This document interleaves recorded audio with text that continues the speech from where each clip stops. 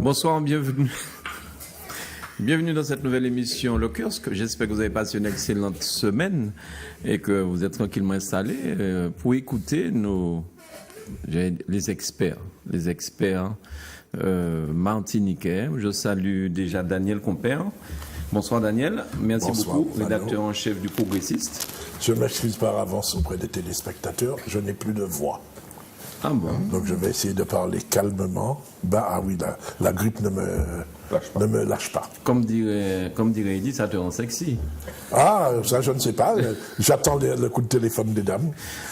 Attends, mais attends, il y a la voix et puis il y a aussi la fraîcheur. La barbe et les cheveux bien taillés. Absolument. N'est-ce pas, Michel? Oui, voilà. Tu peux aller voir, frère. Tu as renoncé. On va aller demain. Bonsoir Gabriel, merci d'être avec nous, journaliste politique, France Antilles. Bonsoir. Bonne semaine. Ça a Ça a été. été? D'accord, je n'en dirai pas plus. Non. Bonsoir Michel Branchy, rédacteur en chef de Justice. Comment ça va? Mais ça va. Les camions auraient barré la porte de ton coiffeur, j'ai pas bien compris. J'ai pas entendu dire moi pour aller au coiffeur, j'ai pas compris. Il y a eu quelque chose qui t'aurait empêché. Figure-toi que le premier jour de la première conférence entre la CTM et les camionneurs, précisément en allant, j'allais encore une fois, ça veut dire 15 jours, j'allais on dit au coiffeur, chez le coiffeur. Chez on parle français. Chez le coiffeur. Chez le français. En français. En français de France. Le français français. Le bon français. Le français français. Le français français.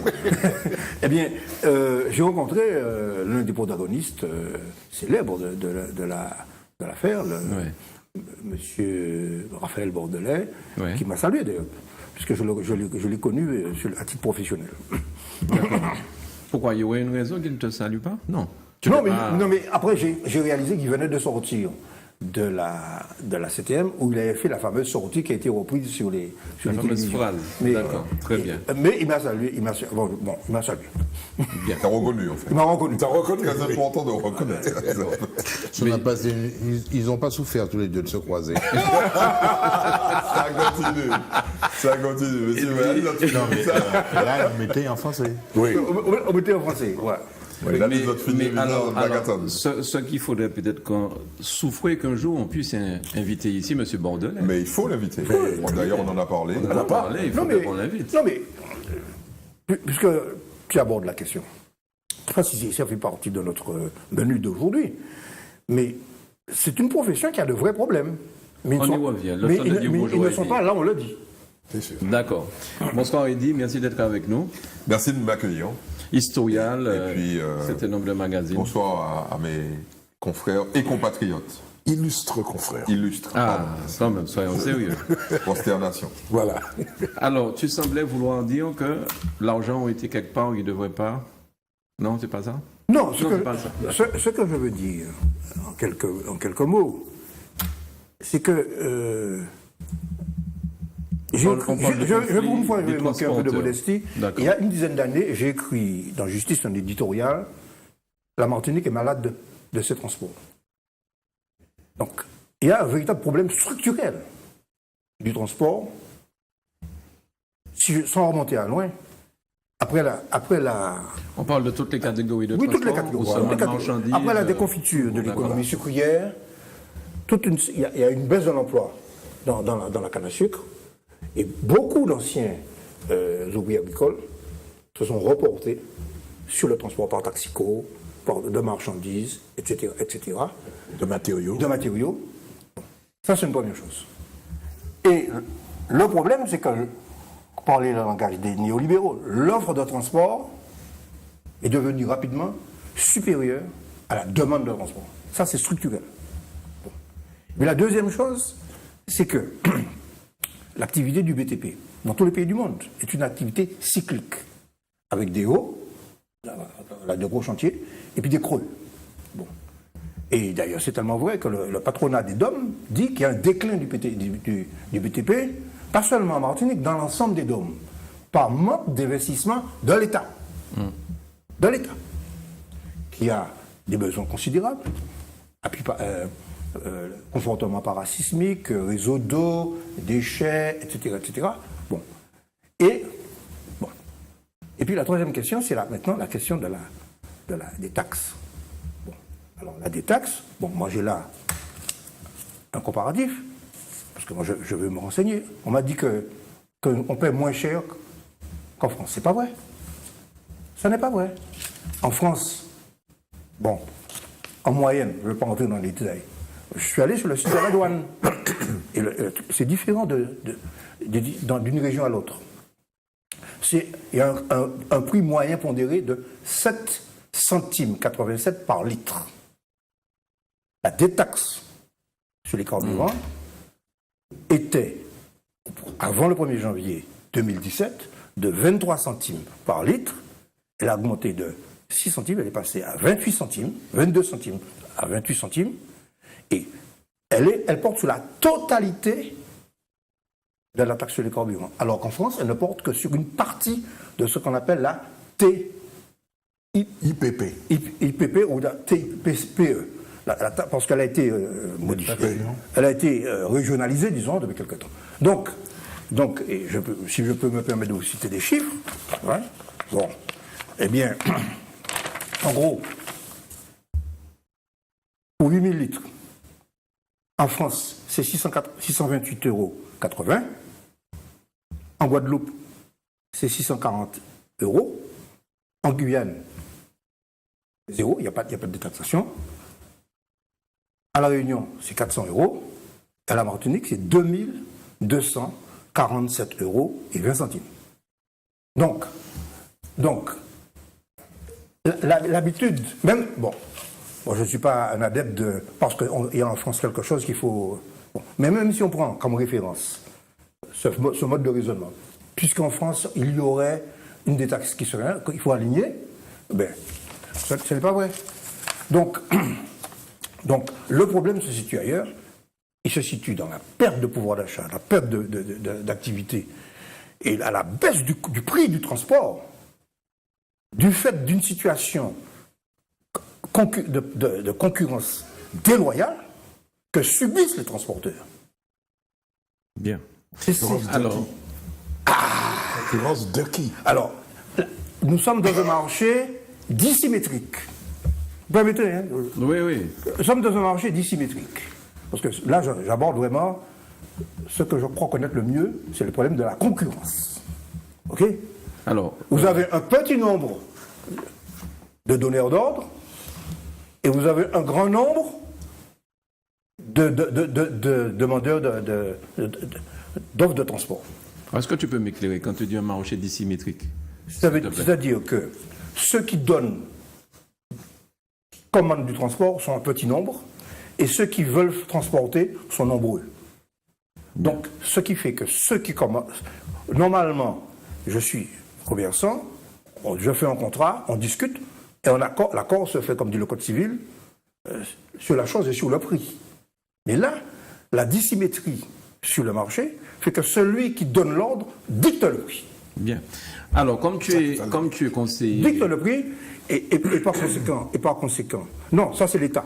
Non, oui, bien sûr. Ça c'est l'État. Non, mais je tiens à le dire. Ça, il y a une ordonnance. Alors, je vais citer les textes. Il y a l'article L 410, chapitre 11 du Code de commerce qui réprime les abus de position dominante. OK ? Et qu'il faut appliquer, puisque nous sommes encore sur le territoire de la République française. OK ? On a bien entendu encore. Eh bien, il faut appliquer ça. Qui doit le faire appliquer? Voilà, c'est ça. Eh bien, l'État.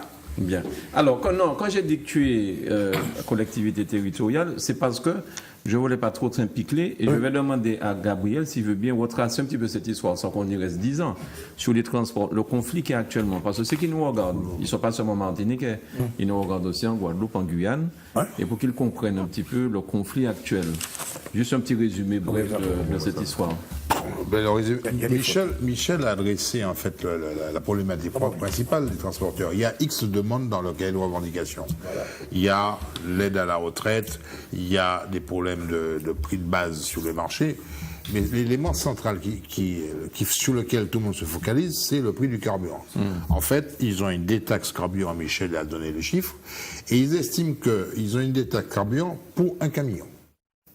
Mais pas sur la totalité de la flotte. Quand ils ont une entreprise, il y a 4-5 camions, c'est des taxes s'appliquent sur un camion et non sur l'ensemble de la flotte. Et deuxièmement, donc ils demandent à ce qu'il y ait un élargissement de ces taxes, non pas à un, mais à plusieurs camions. Voilà. D'accord. C'est une nouvelle revendication.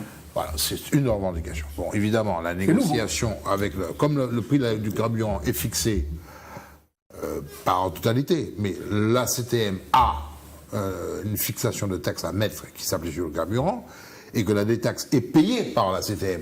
C'était l'ancien conseil régional. Parce que la détaxe, c'est pas comme les marins pêcheurs.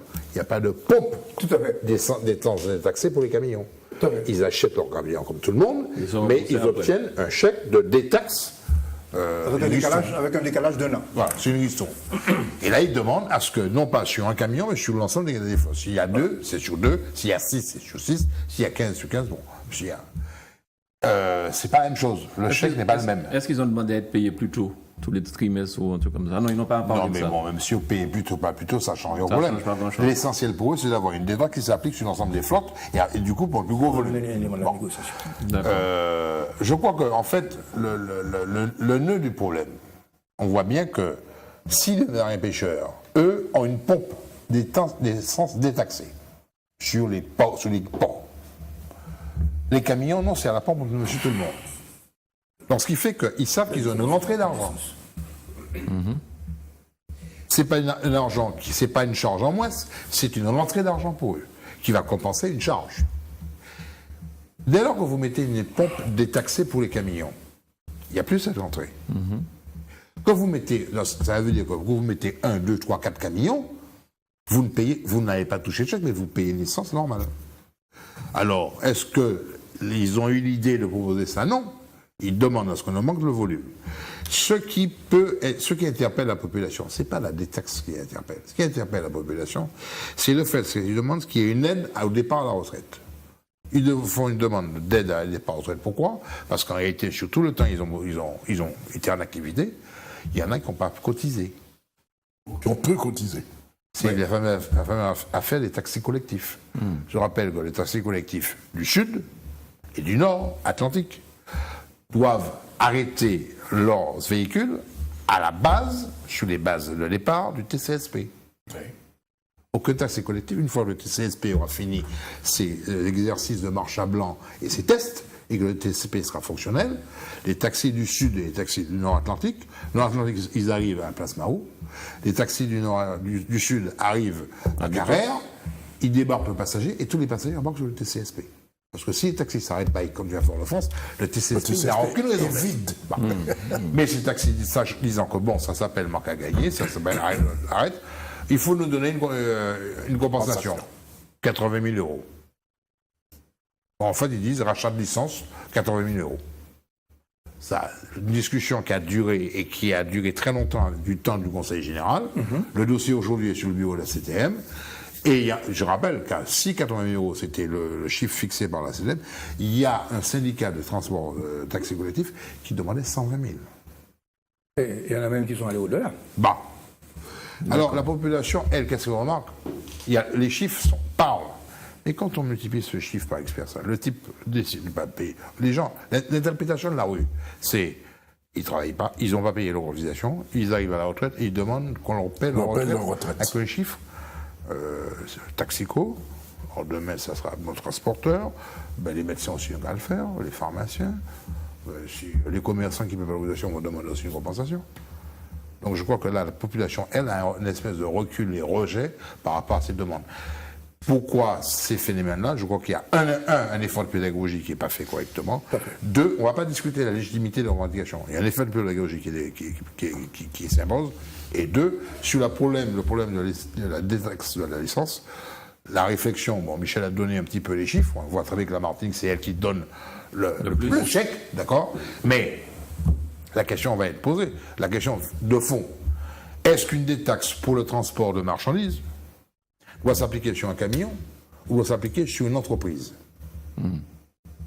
Et si dès lors ça s'applique sur une entreprise, ben, je pense que la meilleure façon peut-être d'éviter tous les détournements possibles et imaginables, nous sommes à la Martinique quand même, hein, mais c'est d'avoir une pompe à détaxe. Qu'est-ce que faut-il entendre? Une pompe à détaxe, les camions, c'est ceux qui arrivent à la pompe. Comme pour les pêcheurs. Voilà, bien. Mais je crois que c'est clair. Mais j'ai eu, ça leur donnera moins de, ça leur donnera moins de, Il y a pas ça de non plus. liberté. Mais oui, Ouais, oui. mais oui, parce qu'il y a des éléments sociologiques qu'il faut intégrer dans notre raisonnement. C'est ce qu'il a dit. Il a sous-entendu, il a dit on est à la Martinique quand même. Voilà. Le fait de pouvoir aller prendre son essence. On va pas développer. Oui, bon, voilà. Bon, Pour éviter, on va pas développer. Pour éviter un blocage. Ouais. Non, alors, il y a un point quand même qu'il faut pour être bien complet, c'est que il a été dit que c'est à cause de l'augmentation, je tiens à le dire quand même, que c'est à cause de l'augmentation des taxes 20%. de 20% au 1er janvier qu'il faut modifier la détaxe. Or, en réalité, je tiens à dire que effectivement, il y a une modification de la taxe qui est passée de 22 centimes par litre à 28 centimes par litre. C'est une détaxe qui est totale à la Martinique et que par conséquent, je suis détaxé pour 22 centimes, la taxe passe à 28 centimes, je suis détaxé pour 28 centimes. Donc ce n'est pas l'augmentation qui est... Le vrai problème, c'est la baisse du chiffre d'affaires de ces professions en liaison avec la crise du BTP et la baisse du prix du transport. d'accord, des taxes que tu as portées devant l'Assemblée. C'est toi qui as... Non, défendu ça à l'Assemblée. c'est le conseiller exécutif. C'est le conseiller exécutif en charge des finances qui présente les dossiers, mais la commission des finances dont tu es le président. dont je suis le président, a effectivement donné un avis favorable, mais je ne vais pas refaire le débat. Non, on va pas refaire le débat. En gros, en considération des obligations de la CTM, en matière notamment de reste à charge dans le domaine social. Alors, Bon, on va pas il y a une réunion Mhm. cette semaine à la CTM avec le président et les transporteurs. Apparemment, ils sont repartis mécontents. Tout à fait. Alors, ils n'ont pas parlé de blocage, hein. Ils ont parlé du vrai français dans le texte. Ils n'ont pas employé ce terme-là, peut-être, je ne sais pas. Non, ils sont- Mais est-ce que ça sous-entend que... Ils sont en train, Il y aura des actions. Il y aura des actions. ils sont en train de mettre en place des actions. D'accord, Sous quelle forme? on ne sait pas Bien sûr, encore. ils ne vont pas encore le dire. Il y a un courrier qui a été. Oui, voilà. Une déclaration. Oui, oui, mais ils n'ont pas parlé de blocage, en tout cas. Alors, j'aimerais revenir quand même sur Ce que Gabriel a dit. la cessation d'activité. Autre revendication, Et on parle ouais. des taxes. Oui, je ne parle pas de la détaxe. Le départ à la retraite, on va dire ça comme ça. Les transporteurs disent que c'est pas pour tout le monde. Hein. Ils disent que c'est pour 6 transporteurs. Ouais. 6 transporteurs matériaux en difficulté. Ouais, ouais. Ils ont tellement de mal à s'exprimer de manière efficiente que la presse n'a jamais retenu que c'était juste pour 6 personnes. C'est ça. Tu savais pas ça, toi? Non, non, non. Ok?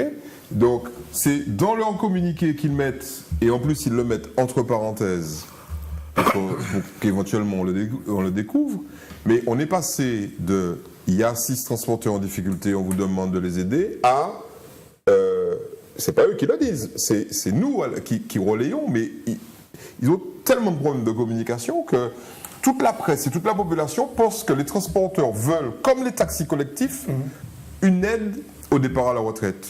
D'ailleurs, quand Gabriel a expliqué, il n'a pas dit c'est juste pour 6 personnes. Donc je tenais quand même à le rappeler, c'est juste pour 6 camionneurs, ok? Ils ont peut-être besoin de professionnels de la communication. Je pense. Voilà. Michel est très bon. Je recommande Michel. Je recommande Michel. Et puis en plus, comme il a une double casquette et il savait comment conseiller les gens pour éviter de tricher, eh bien là, il va leur dire voilà comment il faut faire correctement. Non, il est un fait certain qu'il faut prendre en considération le fait que c'est une profession en souffrance. OK? Et qu'il faut, au-delà des problèmes, à mon avis, conjoncturels qu'est la détaxe, et je pense qu'ils ont été mal conseillés. Je pense qu'ils ont été mal conseillés parce que dès l'adoption de cette délibération, on nous avait menacé de bloquer la Martinique. Je pense qu'ils ont été mal conseillés. Par contre, il y a des problèmes de fond dans cette profession. Par exemple, il faut inciter, les aider à constituer des coopératives pour acheter en commun les pièces détachées pour les réparations, pour pouvoir se regrouper, peser plus dans les négociations avec les donneurs d'ordre. Il y a toute une série de questions. Non, il y a un marché, très clairement, le marché du transport en Martinique en particulier, le marché du transport de marchandises et de particuliers, est un marché qui, à l'instar de la Martinique, a été oublié des autorités pendant très longtemps. Voilà. Vous oubliez des gens sur une île. Ils se démerdent, hein. Ouais. Ils se débrouillent parce que le matin, il faut manger, il faut avancer. Et ces gens se sont organisés. C'est l'absence ou la vacuité totale de pouvoir, de réglementation, mais simplement d'intérêt à provoquer, entre guillemets, des monstres économiques. Tout à fait. Le transport en commun de passagers, c'est pas un monstre économique. Quand vous avez des centaines, voire des milliers de taxicos, des années 70-80, Ouais. où le type, il touche de l'argent en liquide. OK? Il va faire quoi avec? C'est une énorme machine à blanchir de l'argent. Acheter des appartements. Il investit. Il investit. Il ne pense pas à cotiser parce qu'il se dit que tout va aller bien. Et par chance, la très grande majorité de ces types-là ne sont jamais tombés malades. La très grande majorité n'ont pas fait d'accident de la route. Ils n'ont pas eu de problème d'assurance. Donc, ils n'étaient pas assurés. Ils ne payaient pas de cotisation sociale. Et ils ont investi dans l'immobilier. Aujourd'hui, une bonne partie d'entre eux touchent les dividendes de leurs investissements, sont rentiers. Mais ceux qui restent, eux, ils ne peuvent pas faire ça. C'est pour ça qu'il n'y a que 6 en fait. Parce que Non, tu expliques très je bien ne parle pas des transporteurs. Voilà Ça, c'est autre l'exemple chose. de la confusion. Je parle des transporteurs de passagers. de passage, des taxicos. Voilà. Donc, ceux qui restent ont vu le marché se restreindre tout simplement parce que les politiques sont revenus en disant « Oh, c'est vrai, on a laissé souffrir un certain nombre de gens au nord, au sud, au centre. Eh bien, on va organiser le transport en commun. » Mais lorsque vous organisez le transport en commun, eh bien, vous détruisez cette économie, ce monstre économique de gens qui s'étaient débrouillés. Et vous les balayez. Et ce qui est inacceptable, c'est ça. C'est, on revient. Bon, messieurs, vous êtes là, nous bas, vous êtes en chance, vous mettez l'argent de côté, dehors. Et puis nous allons mettre en bail à la place d'autres. Non, c'est pas ça qu'il faut faire. Il faut dire, bon, les mecs, effectivement, on vous a oublié, vous vous êtes démerdés. C'est bien, félicitations. Déjà, c'est félicitations. 1. Pour faire un plan social. 2, on va mettre de l'argent de côté pour que vous ne soyez pas liquidés. Parce que ceux qui sont déjà partis, ils sont riches, entre guillemets. Mais ceux qui sont là, ils vont jamais devenir riches. OK? Donc, comme, de toute façon, ce n'est plus possible, ce que Gabriel a oublié de dire, et qui est important, c'est que lorsque le type va arriver à Carrère, il va arriver à Carrère une fois, et puis après, c'est fini. Parce qu'on va l'obliger à entrer dans une société. Le taxi individuel de commune, là, le taxico, c'est fini. C'est terminé. On a oublié de leur dire ça. En fait, on a oublié de dire ça à la population. Il y aura des appels d'offres qui vont être lancés, et ce sont des sociétés qui ont des chauffeurs, comme la CFTU, qui seront des salariés. Ces gens-là, ils ne touchent plus d'argent en liquide. C'est terminé. Bon, ça, c'est pas encore demain. Oui, mais c'est ça. Mais non, c'est pas vrai. Non, C'est pas vrai. C'est tout de suite. C'est dès 2018. Dès 2018, des appels d'offres seront lancés. Tout à fait. Et les gens qui conduisent leur petit taxico là, ils vont devoir rentrer dans des sociétés. Ça veut dire quoi? Ça veut dire que l'économie black, c'est fini. Vous vous rappelez du jet? Le jet, c'était ça. C'était des mecs qui chacun avait son bus et chacun prenait son argent. Un jour ou l'autre, on a dit c'est terminé. Mais Ok. ils vont entrer dans ces sociétés comme actionnaires quand même. Actionnaire, Salarié. c'est mort. Et c'est ça qu'ils redoutent. Le seul truc, le seul bémol que je vais mettre dans l'exposé de Eddy, c'est de dire, bon, on va les obliger. Il y a une organisation indispensable du transport. Ça a été le premier élément. Ça s'est décliné par l'organisation du transport à Fort-de-France, Mosaïque, CFTU. Ça s'est décliné par la... Difficilement. Difficilement. Ça a pris Difficilement. beaucoup de temps. Ça a pris du temps. Aujourd'hui, vous avez Mosaïque, qui est le réseau, mais vous avez la CFTU, et puis vous avez les indépendants qui sont dans la STU. Bon. Ça s'est transformé par l'habilitation transport. Elle existe, ça, elle est là. L'habilitation, c'est l'organisation globale du transport. Des hommes, des marchandises. Donc, il faut organiser tout ça, il faut que ça ait une cohérence. Tout à fait. Transport urbain, transport interurbain, transport et transport maritime. Tout ça va ensemble. Donc, quand il y a le vide, la nature est hors du vide. Les types ont acheté des voitures, ils ont acheté des bâchers, ils ont acheté des familiales, ils ont fait le transport. Alors, il n'y a rien d'organisé. Et les choses se sont organisées un petit peu de briques et de broc. Au cas les transports dans les communes, il a fallu réguler le transport dans la commune. C'est-à-dire qu'un taxi qui sort d'une commune, qui arrive dans cette commune-là, ne peut pas aller chercher des gens dans les quartiers. Il a fallu organiser cela, il a fallu réguler. Et ça a commencé par le Gaumont. Bon, etc. Donc ça- l'organisation se met au fur et à mesure. Je crois que, bon, quand il dit, les types vont devenir salariés. Oui, ils vont devenir salariés. Sud Libre, c'est ça? Oui, ils vont devenir salariés. Mais celui, c'est l'espace sud qui a organisé son mais transport. ce sont Bon. des salariés. Ce sont des salariés. Parce qu'aujourd'hui, on ne peut plus continuer sur des organisations de transport complètement hétérogènes et qui sont faites de briques et de broc. Il faut rationaliser les choses. Donc, je ne vais pas dire le black c'est fini, je dirais l'improvisation, l'artisanat. Il n'y a plus d'artisanat. Il faut organiser et rationaliser les choses. Nous sommes en phase d'une Le toto très politiquement correct. nous sommes en phase d'une mutation. Nous sommes en phase de la nécessité d'une mutation parce que, par ailleurs, les Martiniquais exigent que le transport public soit organisé. Donc, on ne peut pas faire du transport public avec des entrepreneurs privés. Bien. Il faut que ce soit clair. Alors, pendant que nous sommes dans les transporteurs, oui. Attends, ce que je voudrais, pour compléter ce que disait excellemment Gabriel, Qu'est-ce qui se passe? Oh, c'est bien ça. Hein? Il y a un climat. Il y a un climat d'apaisement. C'est le carême. Il y a un climat d'apaisement. Il y a du politiquement correct. nous essayons d'abord, nous essayons de donner à nos auditeurs des éléments de compréhension et pas des éléments de stigmatisation. Et tu t'en sors très bien. Bon. Tu devrais être le porte-parole d'ailleurs de la CTM. Aïe. Mon Dieu, c'est Non, Dieu. attendez. Non. N'interprétez pas mal mes propos. Moi, pour retraite, moi, fait un mandat et pas plus.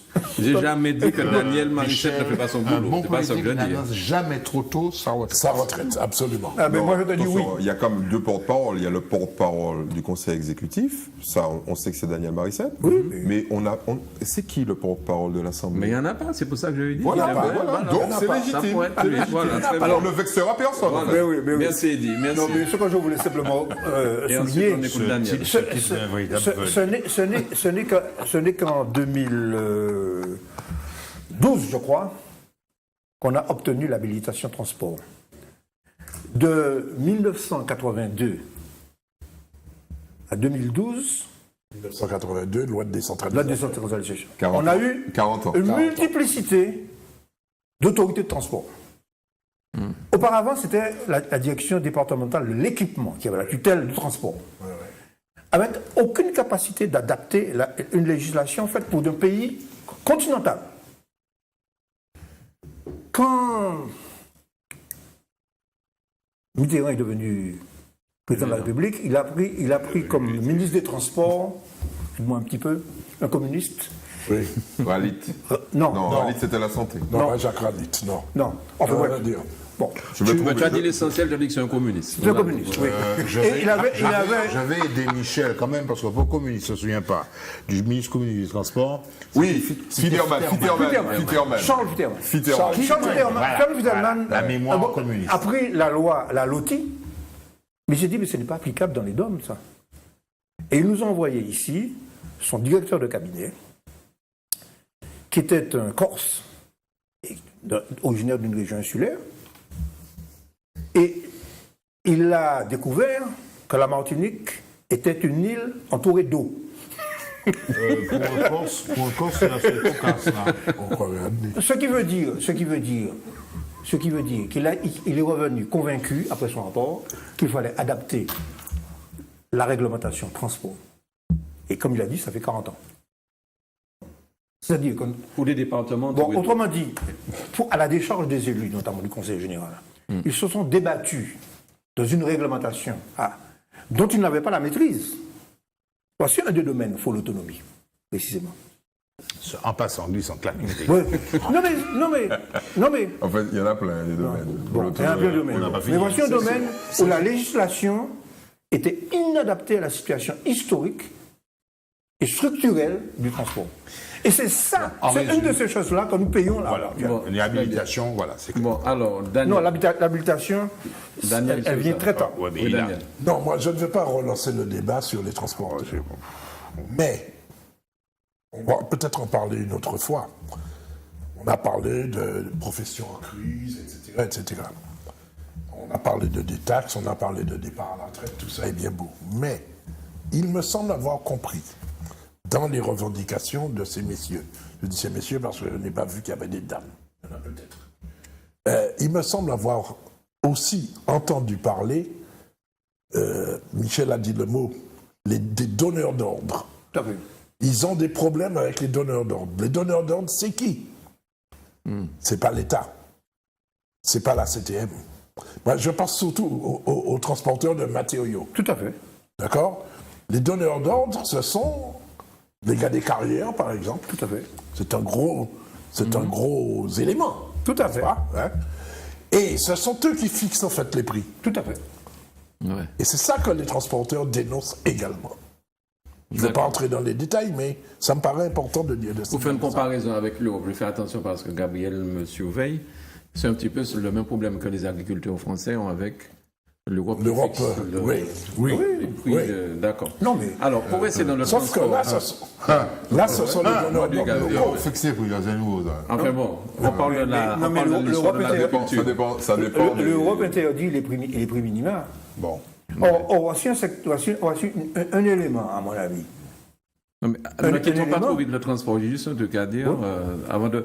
Parce que là, on parle du transport en commun, transport en marchandises. Mais il y a aussi les taxis même, qui Taxis disent de qu'ils sont, place. taxis de place, qui disent qu'ils sont en souffrance. Et qui disent qu'une fois que le TSP va bouger après quelques tremblements de terre à la Martinique, eux, comment ils vont faire pour vivre? Parce que j'en ai entendu un qui me disait, mais attends, maintenant quand le TCSP prendra quelqu'un à Fort-de-France, va le déposer à l'aéroport, parce que le TCSP passe à l'aéroport, Bien sûr. comment ils vont faire eux? Les gens, ils vont les prendre où? Ils vont les emmener où? Donc eux aussi, ils ont un petit peu peur pour leur avenir. Bon, attendez. Bon, attends. Non, mais je te le dis, c'est ce que j'ai D'accord, entendu. d'accord. Je crois qu'on avait déjà abordé ça une première fois. Sur le chiffre d'affaires annuel, le taxi de place, est-ce qu'ils peuvent démontrer que 55% de chiffre d'affaires vient du transport de passagers de De Fort-de-France Fort-de-France à l'aéroport, ouais. Ouais, ouais. Transport de place, ils sont à l'aéroport. 3/4 de nos clients, c'est plutôt aller dans les suds ou dans d'autres communes, pas forcé. Ils pas tous à Fort-de-France. Hein. Deuxième chose, il y a ce qu'on appelle le taximètre. Mettez le taximètre là, puis nous voyons les chiffres là. Et ils disent maintenant qu'ils auraient souhaité pouvoir utiliser la voie réservée au TCSP. la voie réservée du TCSP. Ça Alors, envoie le le concepteur du TCSP, là, il est content. Parce que Ah oui. tout est conçu pour le TCSP et on ajoute Et le on taxi. ajoute le taxi, oui. Alors, ça veut dire que le mec a prévu l'harmonisation des feux pour tout repasser. Absolument. Tout repasser. Alors, ils appuient sur l'argument qu'en France, à Paris, les ouais, tout à taxis fait. prennent les voies de bus, etc. Ouais, d'accord, ils prennent les voies de bus, ça le problème, à Paris. Mais les feux dans Paris ne sont pas réglés pour les bus. Donc le technicien, c'est faisable, ils vont... C'est faisable. Donc ils ajoutent que Technicien. c'est lorsque il y a embouteillage et qu'ils ne peuvent pas utiliser la voie normale, je crois. Je crois. Les bus, je vais moyen. Jusqu'à présent, tout cas, on a arrêté. Quand il y aura un TCSP, oui, ben, s'il y a un TCSP, ils ne pourront pas le doubler, ils seront derrière. Non, mais à mon avis, c'est un problème qui est en voie de règlement. Et ça va vite, hein. Moyennant certains aménagements Non, en fait, c'est techniques. le technicien qui a conçu les feux, là, il va se piquer la tête. Ah oui. Mais il va le faire. Ah oui, pour les feux, oui. Ça pose une problématique plus globale, parce que toutes les problématiques qu'on aborde là sont inscrites dans un univers qui est fini, qui est fermé, qui est d'une île. C'est ça. Or, les politiques doivent dire aux gens, à un moment donné, nous, notre rôle, c'est de leur proposer de le dire, mais ce n'est pas à nous de le dire. On ne peut pas vivre dans une île comme on vit dans un continent. Exactement. Donc, c'est valable. Cette évidence, la palissade est valable à la fois pour nous consommateurs, utilisateurs de transport, mais aussi pour les hommes politiques qui votent un certain nombre de textes, etc. En leur disant la chose suivante. Votre absence de prise de conscience qu'on est dans un univers particulier, avec des contraintes de littoral, avec des contraintes d'espace, avec des contraintes de vie en commun. Tu parles des politiques, là. Je parle des politiques. Quand vous prenez une problématique en main, quand vous la gérez, ayez en permanence cette évidence-là en tête. Et nous, quand nous revendiquons, quand nous demandons davantage de droits, parce que nous ne sommes pas des spécialistes de la revendication du nombre de devoirs. Hein. Non, pas tellement. Nous sommes plus français que les Français, donc nous voulons tout le temps des droits nouveaux. Ayons cette réalité en tête. J'ai fait un sondage sur l'immobilier. De quoi rêvent les Martiniquais? Dans 85% des cas, les gens me disent, moi, je veux un terrain déjà, Ouais. un terrain, Le terrain. ok, Ouais. avec ma maison dessus. Donc je vais un peu plus loin, je leur demande... Et la piscine. Non, ils m'ont pas parlé de piscine dans un premier temps. Je leur demande... Troisième temps. Je leur demande Peut-être après le jacuzzi. je leur demande quelle superficie. Ils me disent entre 1000 et 2000 mètres carrés. OK? Donc, ça, c'est un idéal, évidemment. Les gens sont quand même assez conscients. Mais c'est quand même un idéal. Tant que ça restera un idéal. Et que on fera tout pour que ça puisse être possible, à la fois en termes de réglementation, en termes de communication, en termes de publicité, en termes de vente, etc., nous ne pourrons pas y arriver. Nous ne pourrons pas. Il faut... J'ai cité cet exemple parce qu'il est évident, mais dans tout, prenons les transporteurs. Tu as dit la vérité. Chaque transporteur veut son camion. OK? C'est camion. Ou ses camions, mais il veut... Pendant longtemps, ils voulaient son Son camion. Son camion. Et ils étaient même opposés au fait qu'on distribue des autorisations de transport de plusieurs camions à quelqu'un. Il y a eu des conflits, je ne vais pas nommer Bon. de nom, parce qu'il y a quelques transporteurs un peu plus entreprenants que d'autres, un peu plus actifs, qui étaient capables de monter de véritables entreprises. Ouais. Bon, On leur a coupé les ailes. donc... Mais c'est aussi la défiscalisation qui a permis Mais ça. bien sûr, Bien sûr. Et qui fait les avances sur la défiscalisation? Bon, Qui? bref. On va laisser N'allons pas- finir. ne Voilà. déroulons pas le film. Là. Bon, autant d'exemples sur les pêcheurs, sur tous les gens qui sont des acteurs économiques. Il faut que nous arrivions à dire aux futures générations, tout le monde ne pourra pas avoir tout ce qu'il veut sur une île. Mais Ok? tu parles des politiques, là. Non, Non, mais tu parles des politiques qui doivent dire ça au peuple. Non, je l'ai dit tout à l'heure. Notre rôle, Ah, c'est d'accord. Oui. de leur proposer de le dire. C'est pas à nous de.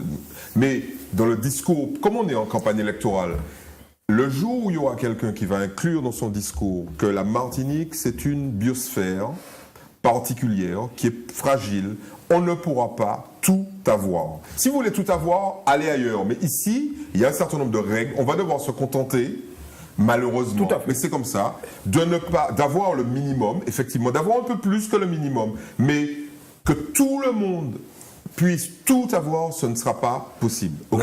Le jour où on dit ça, on est sûr de ne pas être élu. Alors, c'est pas tout à fait vrai. C'est pas tout à fait vrai. Non, mais attends, ce que je voulais dire justement, c'est dire, est-ce que tu connais beaucoup de politiques qui Mais oui. disent, comme Michel avec franchise, je ne postule plus de mandat. Ah, aucun mandat. Non, mais ça, ça parce n'a- que, parce Non, que non, la alors- politique a besoin peut-être qu'on vote pour lui quand même. Ben voilà. non, mais Il n'a pas dit le la vérité. problème, Enfin bon, je sais que le Gabriel problème, n'est pas Mano, comme c'est que Gros plan sur Gabriel. nous avons eu une crise en 2009 qui n'était pas simplement une crise pour la question de l'essence, mais qui était une crise sociétale et qui était une sonnette d'alarme, comme quoi, précisément, ce système sur lequel nous avons fonctionnement était arrivé À son terme. au bout du rouleau. 2009, nous sommes en 2017. Bientôt, ça va faire 10 ans. Ouais. Bien. Et qu'est-ce qu'on nous propose en 2016, en 2016 une loi égalité réelle pour dans 20 ans, où on nous propose, Ouais. encore une fois, de reprendre un bail pour ressembler à l'autre. Ouais. Au lieu de dire, mais non, le rattrapage, l'imitation, le mimétisme, c'est fini. et que nous devons penser nous-mêmes.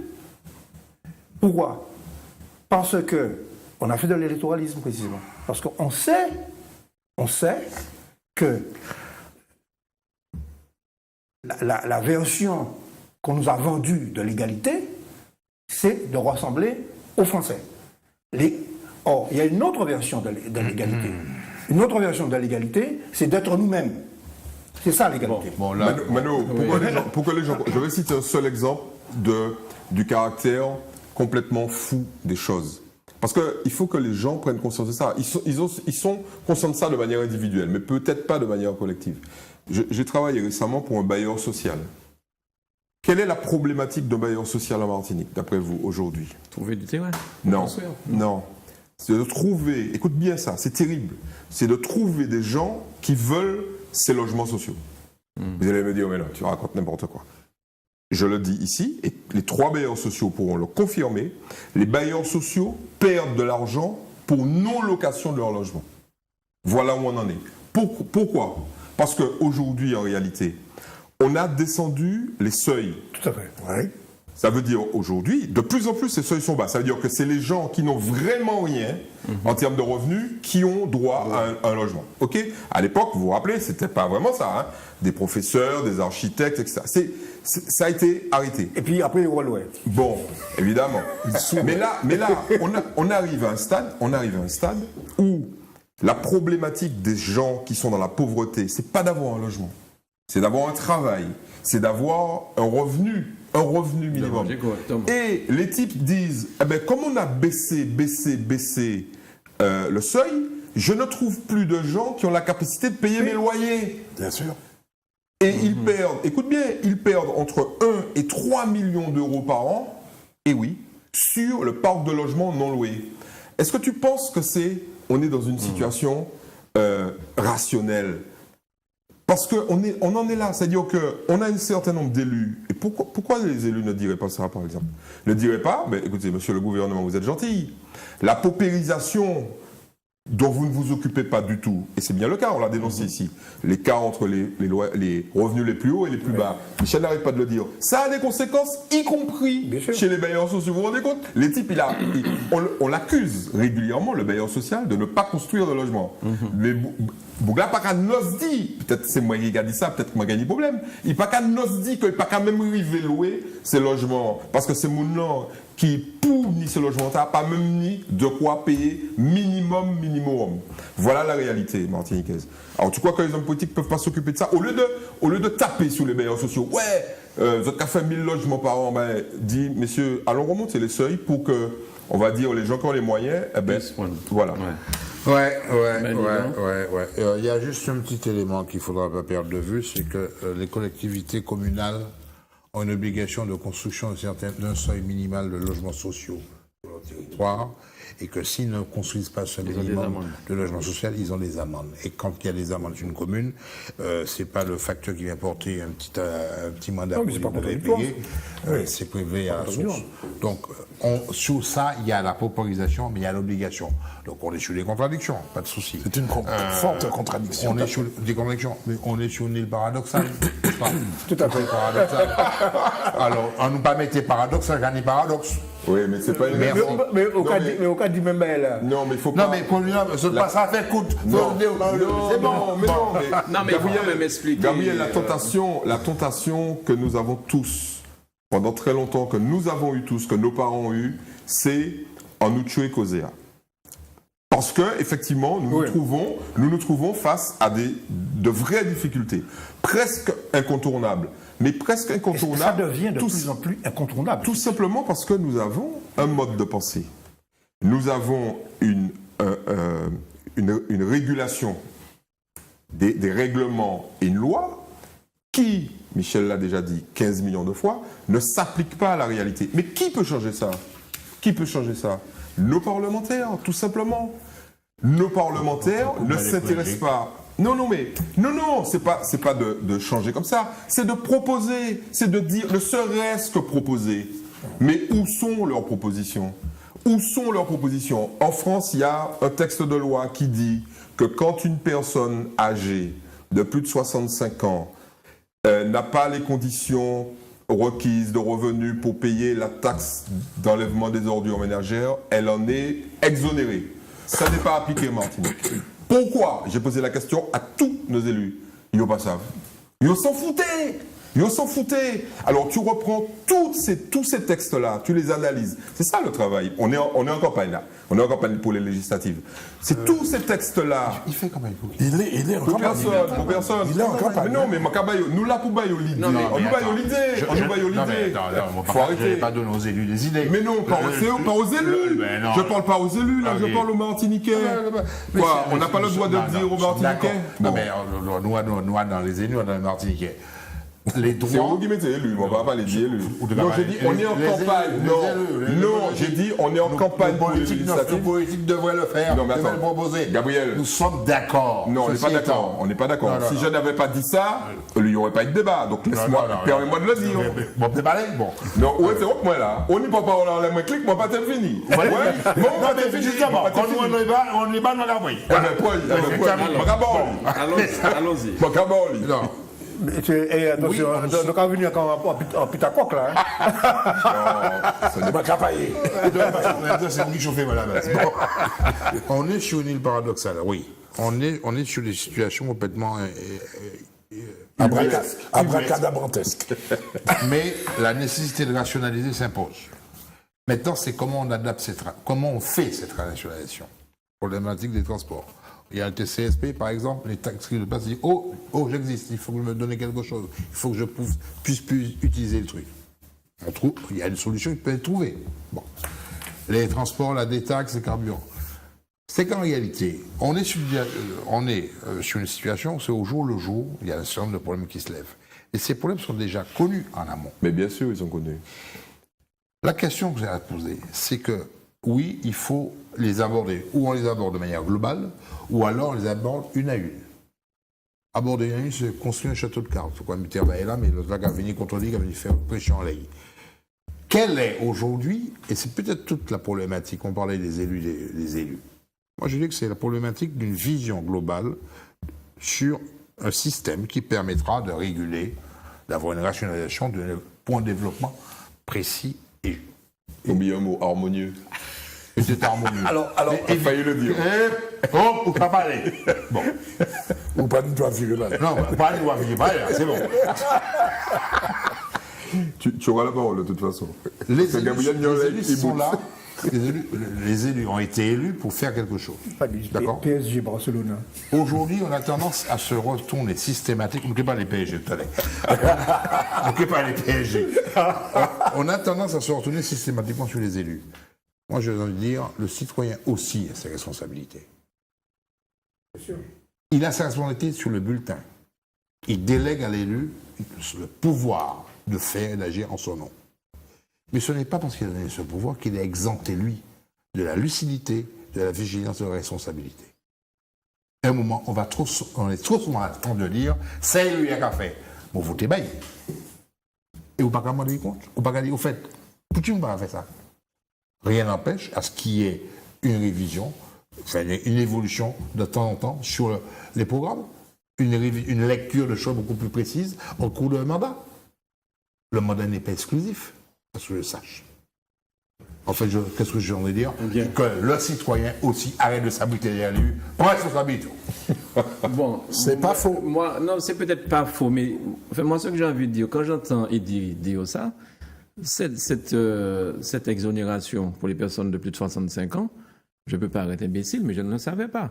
Donc, il y a des... n'ayant pas les moyens. Il y a des Martiniquais, oui, bien sûr. Oui, bien sûr. Enfin, Il y a- il y a des Martiniquais, ou des Guadeloupéens, ou des Guyanais, Qui part de la qui n'ont pas... théorème, hein. qui ne savent peut-être pas ça en fait, qui ne savent peut-être pas ça. Mais là où c'est plus grave, pendant qu'il disait ça, je me demande, est-ce que nous n'avons pas un certain nombre d'élus qui sont peut-être même pas au courant de cette loi-là aussi? Je ne dirais même pas les élus, je crois qu'il y a des services dans les Ou bien établissements. les services. Il y a des services dans les mairies, il y a des services à la CAF, il y a des services partout qui, eux, sont censés connaître, appliquer la loi. Oui, Gabriel, Merci. mais- L'élu, lui, arrive, c'est pas compliqué. Un élu, c'est un homme nu.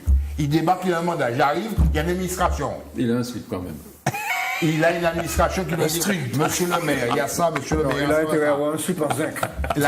Le maire a une décision à prendre. La décision est non pas si je fais pas, puisqu'obligé de faire. Oui. Enfin, mais c'est comment tu fais. C'est tout. Non, mais je suis l'administration. Alors notre problème, Non, je suis c'est peut-être d'accord. d'avoir des administrations à niveau. Bon, très bien. Merci. Mais moi, ce que je veux dire là aussi, c'est que peut-être grâce à ce qu'il a dit là ce soir, Ouais. peut-être que les administratifs, dès lundi, vont commencer à plancher sur ça. Et ce sera tant mieux pour la population. On y parle. Il était ouvert, contre collectivité, il va garder ouvert. Bon. Alors, en parlant d'élus, il semblerait que Philippe Petit, il avale une couleuvre. Vous êtes au courant? Un boa. C'est un boa. Tu peux nous expliquer ça, peut-être, pour que les téléspectateurs comprennent? Non, mais Philippe Petit nous a habitués, À les avaler? J'ai oui déjà. nous a habitués à, comme dirait Marie-Jeanne, aux enzolages. D'accord. C'est un enzoleur né. D'accord. Alors maintenant, il est UDI. Bon, avant ça, Ouais. il était, j'oublie le nom de son ancien parti. Mais enfin, il est toujours. Parti libéral. Ouais, il est toujours centriste. Mouvement libéral. Mouvement libéral martiniquais, MLM. Ouais. Voilà. Fort dans la bouche, pas dans la main. C'était bon, m'étonne l'attention. Bon, maintenant, il est UDI. Mais j'ai cru comprendre que l'UDI, à l'heure actuelle, parlons de l'UDI France, Ouais. qui avait laissé tomber Fillon, maintenant ne joue plus que par Fillon. Mais l'UDI Martinique est très partagé. L'UDI France aussi d'ailleurs. Mais l'UDI Martinique est partagé. Petit est sur une position, mais il semblerait que son adjoint, son vice-président SAIA, soit sur une autre position. Bon. Qu'est-ce qu'il vise, Philippe Petit? Il vise la circonscription législative du Sud. C'est la seule chose qui l'intéresse. Le soutien à Fillon, bon, s'il faut passer par là, pour obtenir, non pas la circonscription Sud, mais obtenir que les Républicains n'envoient personne contre lui au Sud. Or, il y a déjà Sylvia Saïd Soutane. C'est ça le problème de Philippe Petit. C'est pas Mais le est-ce que soutien à vous avez Fillon. entendu ces explications? Comment il a expliqué ça? Parce qu'en fait, après l'explication, j'ai pas compris trop le. On ne comprend jamais ce qu'explique Philippe Petit. Bon. Non, alors, Ok.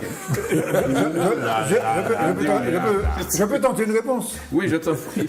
J'ai cru comprendre que dans un premier temps, il avait demandé à Fillon de se retirer. Oui.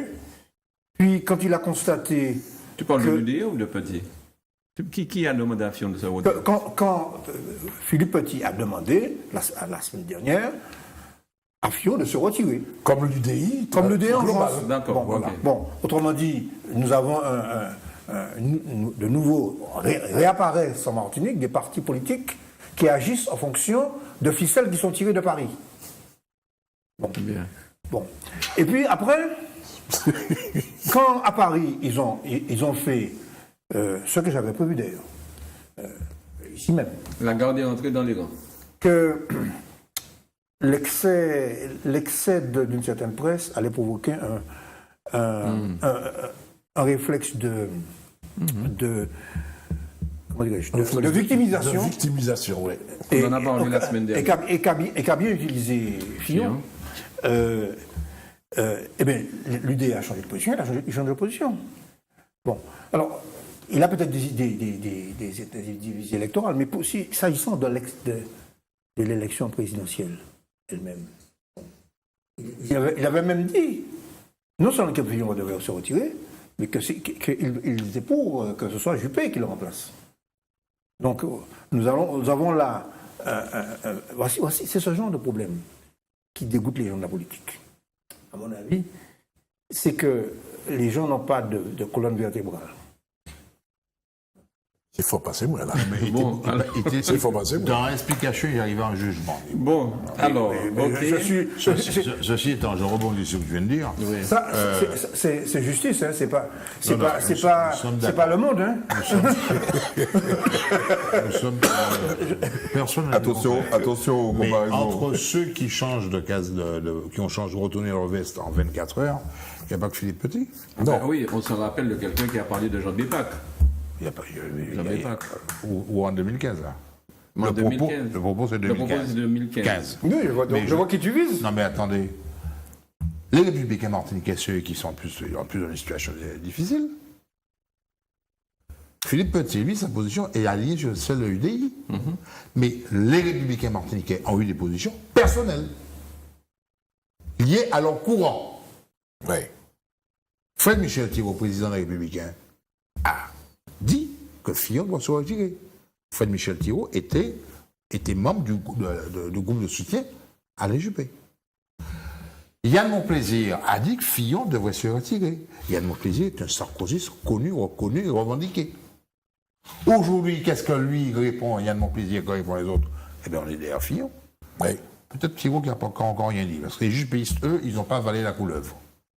Les sarkozystes, aujourd'hui, c'est devenu les bras armés de la campagne de Fillon. Tout à fait. L'UDI, France, qui avait signé un accord avec les Républicains. Avant les sorties du canard enchaîné. Quand l'affaire, le Pénélope Guette a pris de la puissance, l'UDI France a dit on suspend le soutien à Fillon. Il n'a pas dit on ne soutient plus, on suspend. Exact. Bon. Et après, ils ont dit aussi le... On suspend. Qu'on dit pas là, ils se connaissent. Voilà. Ils ont appris avec Staline combien de divisions a le pape. Ils ont gagné les divisions, ils ont dit on suspend. Pensant que Juppé allait pouvoir reprendre les choses. C'est pas Juppé, Juppé a fermé la porte définitivement. L'UDI se retrouve face à un dilemme. Qu'est-ce qu'on fait? On reprend nos billes, donc on ne reste plus qu'à aller chez Macron, ou on revient gentiment, en baissant la tête, en disant bon, on va revenir dessus. C'est ça le truc. Non mais attends, mais C'est ça, il faut que tu expliques pourquoi. Laisse-le finir. On peut finir. Non mais fini. Bougla, son bois fou, il a déjà passé avant que l'arrivée à l'aïe. Bah, on va nous. Je te laisse finir. Ils avaient un accord législatif. Voilà. 95 ou je sais C'est pas. là que les Athéniens s'atteignaient. Ils avaient un accord législatif. Ça trappait. Philippe Petit, lui, a tenu à ce que dans l'accord législatif signé national, la Martinique soit intégrée. Oui. Il se trouve qu'il y a eu l'épisode Saïd Sultan. Sylvia Saïd Sultan est candidate soutenue par les Républicains. Un petit peu de force, dans la mesure où les Républicains avaient déjà investi, les Républicains Martinique avaient déjà investi un candidat qui s'appelle Gabriel Arancourt, lequel Gabriel Arancourt, 24 heures après son investiture, dit finalement c'est pas moi le bon candidat, c'est Sylvia qui est un meilleur candidat que moi, donc j'accepte d'être suppléant. Sans que les instances qui ont investi la Arancourt soient au courant, donc tout le monde veut le fait accompli. Puis il a dit bon, on va soutenir Sylvia Sachutan. Elle n'est pas investie. Mais pourquoi tu dis les Républicains? C'est leur nom. Non, C'est non, leur nom, d'accord, les mais Républicains. Fred Michel Thiraud ne soutient pas ça. C'est Yann Monplaisir qui a fait cette histoire-là. Je ne parle des Républicains. Voilà. Mais attends, il est. Fred Michel Thiraud, j'ai entériné le fait que ce soit Saïd Sachutan que je suis la candidate. Mais c'est pas et avec Gabriel Arancourt, suppléant. Tu es plus dans les instances du parti? Non, pas du tout, je suis dans rien du tout. Tu es dans rien du tout, Non, d'accord. moi-même. Bon. OK? Philippe Petit, lui, espérait, de par cette situation, que de par l'accord national UDI, les Républicains, l'accord national, que la circonscription du Sud, Lui revenait. lui soit réservée. Lui revenait. Qu'il n'y ait pas de candidat dans les pattes. Voilà. Est-il naïf? Est-il utopique? Ou fait-il semblant? Moi, je crois qu'il fait semblant. Aujourd'hui, le fait de la présidentielle, que l'UDI, France, se retrouve avec une partie des UDI, il y a un mouvement, il y a un parti, c'est l'Union des démocrates, un parti de Jean Arthuis, qui lui... Arthuis fait la campagne de Macron. Il est membre de l'UDI, mais il fait la campagne de Macron. On va parler de Et Macron. ses troupes ont décidé de ne pas suivre la décision de l'UDI, qui est de retourner les Fillon. Les Lyonnais vont faire la campagne de Macron. Donc l'UDI... Bon, c'est pas grand, Jean Arthuis et compagnie, c'est pas grand-chose. Mais le gros socle de l'UDI, c'est le Parti radical. Philippe Petit, lui, est dans une situation un petit peu paradoxale parce que lui, il a son mouvement libéral, populaire, affilié à la gauche moderne. La gauche moderne, c'est Jean-Marie Bockel. C'est Jean-Marie Bockel, oui. Jean-Marie Bockel, lui, n'a encore rien dit, là. En fait, Jean-Marie Bockel, je me demande s'il a encore quelque chose à dire. C'est sûr. Mais, philosophiquement, Bockel, en Petit, ils ne peuvent pas dire Fillon, ils ne peuvent que dire, je parle philosophique, ils peuvent dire comme Macron. Là, sans l'autre bagaille. Bien. Alors, Donc, parlons de... en fait, la suite au prochain numéro. Oui, mais de toute façon, cette campagne présidentielle, c'est chaque jour qu'il y a des surprises. C'est pourquoi j'ai dit qu'à mon avis, Oui. pour Philippe Petit, l'essentiel, ce sont les législatives. Ah oui. sûr. Alors Enfin, juste... pour beaucoup de monde. Hein. Oui, mais enfin, puisqu'on parlait de lui, bon. Ce que les gens n'arrivent pas à comprendre, c'est pourquoi il y a autant de revirements, pourquoi il y a autant de changements, Le etc. changement de Kazakh. Il faut quand même le rappeler que juste derrière l'élection présidentielle, il y a évidemment, on en a parlé ici, des élections législatives, mais que les accords pour les élections législatives ont d'ores et déjà été pris depuis novembre 2016. Ça veut dire que depuis novembre 2016 ou décembre 2016, pour le Parti socialiste, on sait déjà qui va être candidat dans telle circonscription. Donc, il vaut mieux préserver ça pour ceux qui pensent qu'ils ont déjà perdu la présidentielle. C'est ça qui est très important. Donc, quand des partis qui ont signé avec les Républicains un certain nombre de pactes, d'accords pour être élus, ça veut dire qu'on vous dit, bon, on vous réserve la circonscription X et on va demander à nos électeurs de voter pour vous. Par contre, la circonscription Y, on ne vous veut pas dessus, c'est nous. Voilà, c'est ce genre de marchandage qui a eu lieu. Mais vous imaginez bien qu'on ne peut pas refaire ce marchandage toutes les 5 minutes parce que le candidat à la présidentielle chute. Il faut préserver ça. Donc, ce qu'on voit devant la scène figure ou est symbolique de ce qui se passe derrière la scène. Et derrière la scène, c'est ça. Ce sont les accords pour les législatives. Par exemple, on a pris la droite, mais prenons la gauche. Le Parti socialiste a déjà désigné ses candidats. Ok ? Les candidats en question, ils n'attendent qu'une seule chose, c'est de savoir de qui ils vont se réclamer. Est-ce qu'ils vont se réclamer d'un candidat qui a perdu les élections présidentielles ou d'un candidat qui a gagné les élections présidentielles? La bonne nouvelle pour les députés socialistes, c'est que si c'est pas Hamon, et ils savent que ça sera pas Hamon, ce sera peut-être Macron. Ça veut dire qu'il y a de toute façon des députés qui savent qu'ils n'auront pas de candidat au deuxième tour. Et il y a des candidats, et je leur souhaite bon courage, qui se disent que peut-être qu'ils auront quelqu'un à qui se raccrocher. Donc, quand les gens entendent un discours sur les présidentielles, il faut qu'ils décodent et le transforment. Qu'il faut qu'ils le transforment en législatif. Non, mais il faut leur dire. D'accord. Parce qu'en juin, il peut se passer tout donc là, ce soir, est-ce que vous êtes d'accord, finalement, après tout ce qui a été dit, il faut féliciter le PPM. Parce qu'apparemment, le PPM s'accroche quand même à Hamon, alors qu'on sait qu'Hamon va dans le mur. Tu félicites le type qui a fait Non, suite à ce que vous avez expliqué. Suite à ce que vous avez expliqué. Défendre la chapelle. Mais peut-être que le PPM pense essentiellement aux législatives. Et que le PPM, de toute façon, sait qu'ils n'ont pas besoin de Hamon pour peut-être avoir leurs députés habituels ici. Ben, ils le savent. D'après moi, il n'y a pas ni Bouzen, ni Hamon, ni personne. Voilà. Donc, voilà.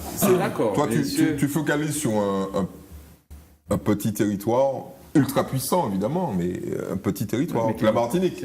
Oui, mais au législatif, ça pèse pas beaucoup. Par contre, au présidentiel, ça pèse. Au présidentiel, ça peut peser. Je vais juste faire un petit rappel historique. Oui, j'aime bien ça. Fais court, n'oublie pas. Je fais toujours court. Non, pas vraiment. Et dit... Michel n'ose pas te le dire, mais moi, je te le dis. Attends, en plus, c'est des boucs d'arrêt, il bouge un monde parfait. C'est bien rappelé, des balles, 3 quarts d'heure, mais bon. Juste un rappel historique. 2002. Élection présidentielle de 2002, second tour, on a connu l'avènement de Jean-Marie Le Pen face à Jacques Chirac. Je crois que beaucoup de formations politiques en Martinique se sont interrogées lourdement, longuement, et il y en a beaucoup qui ont préconisé l'abstention. J'ai juste noté qu'après aux législatives, tous ceux qui avaient préconisé l'abstention ont été balayés. Juste un rappel historique. Bien. Alors, parlons. Oui. Alors, ça s'est tombé dans ton jardin, on dirait ça. Non, pas du tout. Parce que ceux qui ont de la mémoire doivent savoir où c'est tombé. Le Parti communiste a commis cette erreur en 1981. Il a fait son examen de conscience et il a cherché les causes. C'est chrétien. 81, c'est-à-dire l'examen de conscience, c'est chrétien. Tout à fait. C'est l'autocritique. En 1981, le Parti communiste avait dit, non seulement, mais justice avait titré surtout pas Mitterrand. Surtout pas Mitterrand, je me rappelle. Ouais. Et aux élections législatives, on a été laminés. Bon. Et nous avons cherché les raisons. Et parmi les raisons qui sont toujours valables, la vérité n'est pas toujours bonne à dire. La chose suivante, c'est que en politique, les Martiniquais À l'époque, on s'était appuyé sur le taux d'abstention aux élections présidentielles, etc. Bon. Les Martiniquais peuvent ne pas aller voter aux élections, mais faire une campagne Oui. en lui disant pas voter, ils ont ressenti ça comme si on voulait leur retirer un droit, Ouais, tout à fait. Les tenir à l'écart. les tenir à l'écart. Ok. Bon. Alors pour revenir à une simple observation, Il a fait court. Hein. je vais court. La différence qu'il y a aujourd'hui, c'est que là, il y a la menace Le Pen. Et moi, je pense que, c'est un point de vue, notre parti le dit, nous ne pouvons pas adopter dans cette circonstance l'attitude de Ponce Pilate, Alors on rappelle ton parti quand même. Hein, le Parti communiste martiniquais. Voilà. Alors, Mais si on ne passe ça depuis jours. Non, mais c'est bien bon de rappeler les Non, non, choses. Non, mais il y a des gens nouveaux qui Bien arrivent. de hein. rappeler les Ouais, Il y a des gens nouveaux. Il y a des gens qui Alors- rentrent dans d'autres départements. En Haïti, oui, à Paris. la situation de 2017 est une situation, à mon avis, d'agonie de ce que nous avons vu ces derniers jours, c'est les soubresauts de la Ve République. D'accord. Alors on va parler de la 5e République et de la 6e peut-être tout à l'heure, mais dites-moi. On reste sur la 5e, la On reste 6e sur la- D'accord. Alors, pour l'instant, on va rester sur Macron, qui a le soutien maintenant de l'ancien maire de Paris, Delanoë. Bertrand. Bertrand Delanoë. Tu as un problème avec les prénoms, toi. Macron, Emmanuel Macron a soutenu Bertrand Delanoë. On a un problème avec ces prénoms. Mais- Vous voulez parler de tout le monde, vous comprenez, vous mettez Macron, mettez mon nom à l'entier. Il n'y a prénom plus son nom. Donc, monsieur Emmanuel Macron. Merci beaucoup. Voilà. D'accord. A le soutien d'un poids lourd comme Bertrand Delanoë. Je ne sais pas Je s'il sais pas s'il est très poids lourd, Je sais mais plus bon. s'il est très lourd. Mais en tout cas, c'est quand même un nom et un prénom. Est-ce que, à votre avis, ça peut faire pencher certaines choses? Il y a Ségolène Royal aussi qui va signer bientôt, qui va aller manger de la soupe aussi. Hein. Avec Donc, Macron. il n'y a pas que Macron. hein. Il n'y a pas que Delanoë. Bertrand Delanoë. Je- Il ne faut pas dire Delanoë. Oui, il faut dire Bertrand Delanoë. Bertrand. C'est où on va parler Comme d'habitude, j'aime bien mettre une petite touche humoristique. Et on a interrogé Benoît Hamon là-dessus, vous avez dû ça. suivre Vous ça. savez, la belle réponse. Benoît Hamon, très finement, a dit bon, l'ancien maire de Paris, Bertrand Delanoë, soutient Emmanuel Macron, mais l'actuel maire de Paris, Anne Hidalgo, soutient Benoît Hamon. Oui. Point. Ouais. Point. Oui, mais la Bien. popularité Bertrand Delanoë de M. Delanoë est probablement supérieure à celle de Mme Hidalgo. Ouais. Non, mais reste à voir. de toute Ça reste à voir. façon, moi, ça me fait sourire parce que la plupart de ceux qui se rallient à Macron ou de ceux qui exècrent Macron, ce sont des gens qui tirent sur les sondages. Ok, les sondages, de manière régulière, hein, récurrente. Bon. Et puis, ils ont eu leur heure de gloire au moment du Brexit, et puis de Trump, etc. Mais ces gens-là ont les yeux rivés sur les sondages. Et bien sûr. Si Macron Tous était, les jours. si Macron était à 5%, peut-être gagné Vous bénissez ça. en ralliement. Hein. Et plus il a monté, parce qu'il a monté, il a pris 5 points en une semaine. 5 points. Bon. Plus il monte, plus un certain nombre de gens vont se rallier. Mais la problématique n'est pas là. C'est pas le ralliement qui compte. C'est la capacité de gagner les élections législatives. Or, ces gens-là qui se rallient, il va bien falloir, ils vont exiger un certain nombre de choses. Comme Bérou. Bérou a exigé d'ores et déjà, de manière implicite, un certain nombre d'élus. 96 circonscriptions. Bon, Oui, 96 circonscriptions. C'est beaucoup. Beaucoup.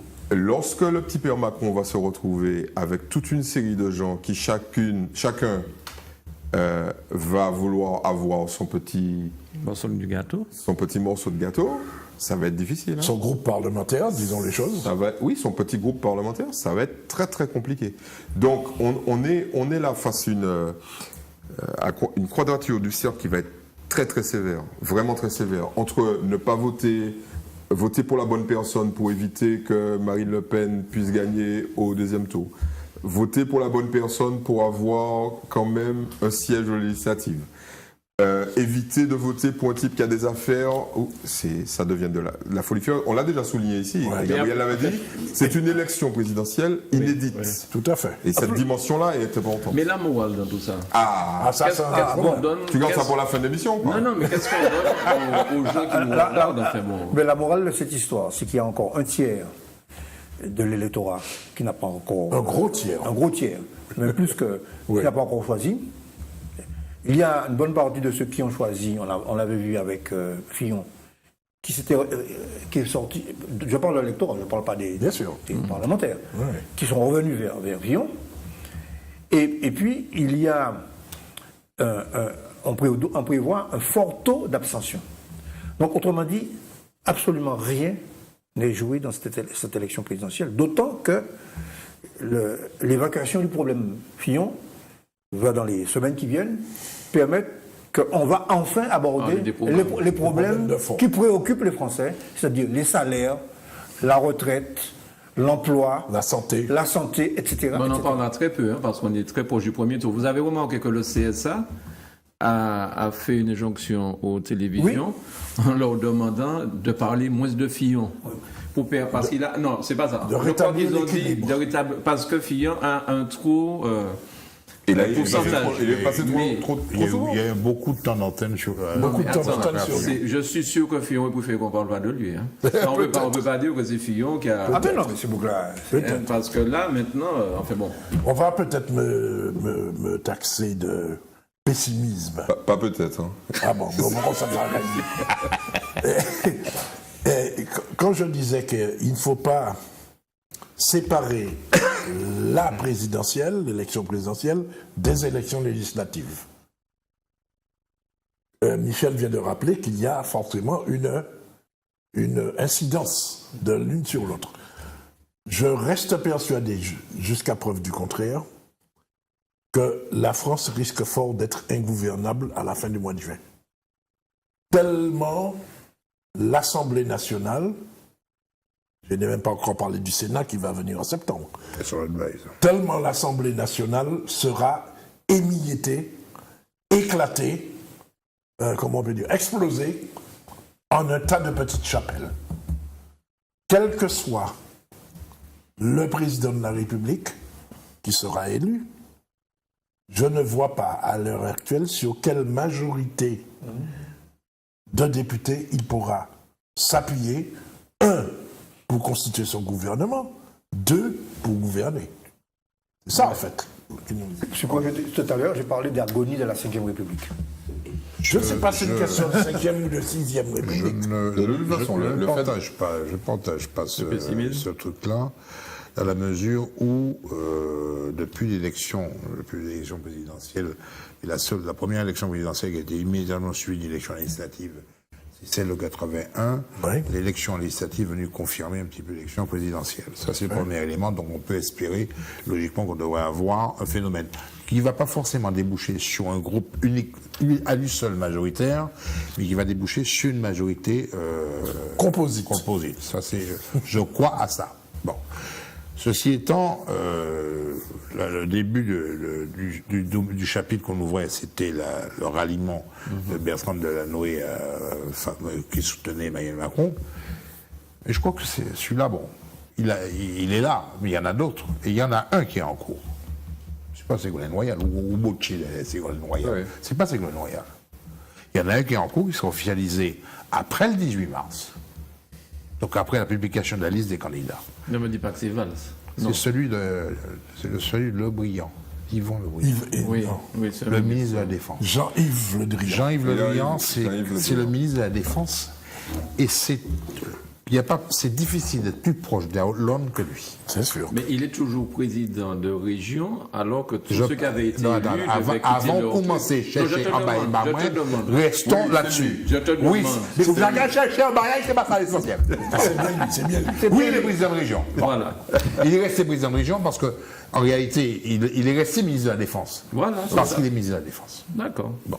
Ça Et que veut dans, dire qu'on comprenne bien. et que Qu'il dans est le vraiment contexte, très proche de Hollande. dans le contexte où l'élément de justification pour qu'il reste ministre de la Défense et président de région, ce qui ne devait pas se faire d'après la Chambre du gouvernement, c'est parce que compte tenu du poste qu'il occupait, compte tenu de la situation, Hollande lui a dit de rester au ministère de la Défense. Il y a un autre élément que tu devrais rajouter, c'est que c'est le seul qui a obtenu que sa région ne soit pas fusionnée Ne à soit notre pas région. fusionné. Bretagne et puis Pays du Loire. Exact. Oui, enfin, Pas le seul. L'Île-de-France. Oui, non, mais à l'Île-de-France, avec qui tu veux visionner l'Île-de-France Avec qui Non, La Picardie. non, mais la Bon, Bretagne, ouais, la la Bretagne, Bretagne, elle seule. la Bretagne, C'est une- naturellement. ouais, c'est une région à elle seule. Bon. Ouais. Avec Guy Labarre. Jean-Yves Le Briand, c'est quelqu'un de lourd. C'est quelqu'un de lourd dans la Hollandie, c'est quelqu'un de lourd au PS. C'est quelqu'un qui a une autorité, qui a un poids moral, une autorité morale au PS. S'il lui va, ne t'énerve pas. et lui, Ne non, t'énerve mais pas. au coup d'accord, pas d'accord, on Non, s'en fout. tu accordes de l'importance. Non, non, Elle est phénoménale. Non, mais attends, ce n'est pas parce que toi tu ne partages pas ça que ça n'a pas d'importance. Dès lors que lui, Le Briand, va rejoindre Macron, c'est pas quelque chose qui est supposé, C'est annoncé c'est déjà. annoncé déjà. Cela veut dire que toute la partie Hollande, ils vont soutenir Emmanuel Macron au premier tour. Pourquoi? Parce qu'ils ont fait le constat, ou alors ils estiment que Benoît Hamon, compte tenu de sa position critique vis-à-vis de la politique gouvernement menée, il ne peut pas ils ne peuvent pas se rejoindre à lui. Un. Deux, Benoît Hamon, à leurs yeux, ne peut pas représenter l'espoir de gagner une élection, ou d'être présent au second tour, voire de la gagner, cette élection présidentielle. L'essentiel pour eux, c'est de savoir qui va gagner, qui peut battre Marine Le Pen. La vraie question, elle est là aujourd'hui. Qui peut battre Marine Le Pen? Emmanuel Macron, Benoît Hamon, François Fillon. Il y en a qui font que ce calcul-là. Ils font ce calcul, un, pour l'élection présidentielle, et deux, évidemment, la législative derrière. Nous sommes en France. À la Martinique, ça n'est pas du tout la même chose. Sauf que je rappelle qu'en 2002, c'est encore un petit rappel que je fais, en 2002, tous ceux qui avaient dit abstention pour l'élection 2002 entre Le Pen et Chirac, il y en a qui ont été balayés aux législatives, même à la Martinique. Bien. Ouais, alors, il y a quand même, au-delà des calculs très savants des intentions des uns et des autres, moi je veux attirer quand même l'attention sur le fait que la glissade des éléphants du PS vers Macron n'est pas une surprise absolue, étant donné le virage social-libéral que Macron a initié dès 2013. Et c'est la continuation, en assumé en plus fort, de la politique de droite du PS. Donc, ça va clarifier les choses. En plus, Oui. c'est une bonne nouvelle. C'est une bonne nouvelle pour toi. Mais ça va faire un espace pour Mélenchon. Alors, Parce qu'il va pomper. En fait, Macron assèche Hamon, qui est le principal challenger de Mélenchon, et Mélenchon, mécaniquement, Mélenchon. Et la vraie gauche en France va enfin. Donc on dit merci Macron. La CGT et la CGT avait sorti un tract au moment d'alors Macron, dans le Macron, c'était un cochon, avec comme découpé en port de quartier. Dans le Macron, tout est bon. alors ça va te faire. Je crois que cette parole, on va la retenir surtout à la veille du second tour. Alors, Ça ça va pourrait te être le faire. slogan de la campagne du deuxième tour, d'ailleurs. Ça va te faire plaisir puisqu'on va parler de Mélenchon un petit peu, parce que franchement, il faut parler de ton candidat quand même. Oui.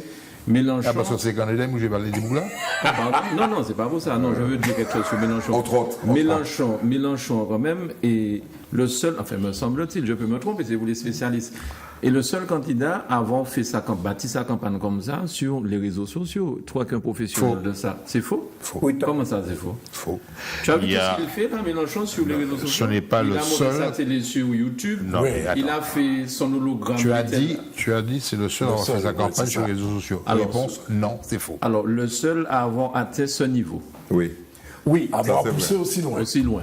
Et il a embauché à cet égard une conseillère qui a suivi la campagne d'Obama et qui a également été la conseillère de Bernie Sanders, le challenger de Hillary Clinton.